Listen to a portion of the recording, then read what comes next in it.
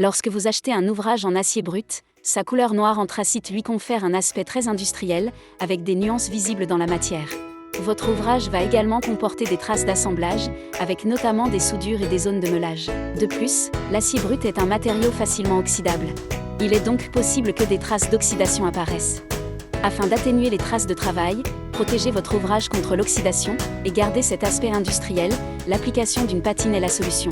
Ce tutoriel vous décrit les différentes étapes recommandées par Maison Ulysse. Voici le matériel qui vous sera nécessaire. Un kit patine comprenant un pot de patine ou crème de ferronnerie et un flacon de brunisseur, liquide bleu.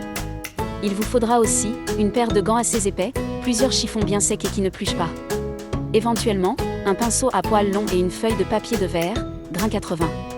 Sans oublier, une paire de lunettes de protection. Commencez par nettoyer la surface du produit à patiner, au moyen d'un chiffon sec.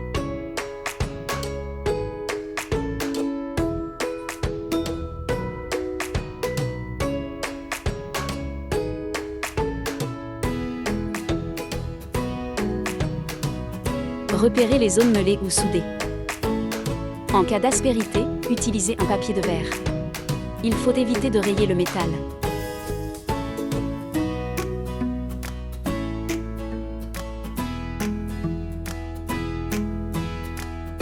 Essuyez, puis appliquez le brunisseur sur la zone meulée.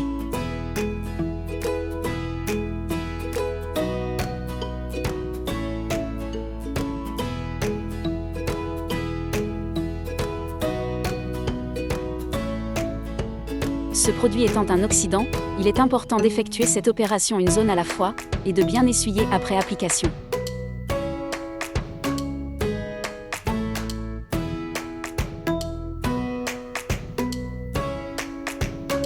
L'application de la patine s'effectue un peu comme un cirage sur une chaussure.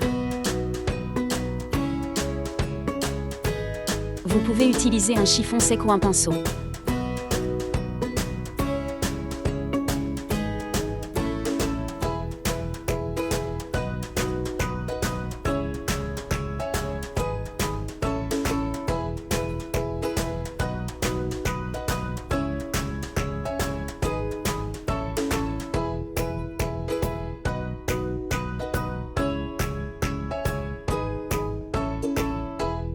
Lustrez bien pour retirer les excédents de matière et obtenir une brillance naturelle.